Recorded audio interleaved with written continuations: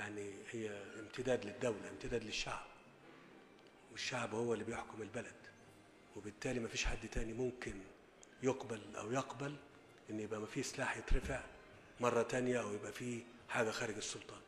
ده هيتم مجابهته في أي حتة في مصر بشدة كبيرة، بشدة كبيرة. أي حد هيرفع السلاح في وجه الدولة مرة تانية هيتم مجابهته بمنتهى البطش، بمنتهى البطش. أنا بكلمكم بصراحة عشان كل الناس تسمع الكلام ده. في دولة، والدولة دي ليها سلطان، والسلطان بتاعها ممتد على أرضها بالكامل، وبالتالي ما فيش سلاح يترفع إلا سلاح الدولة، وسلاح الدولة موجه ضد الأشرار مش ضد الأخيار.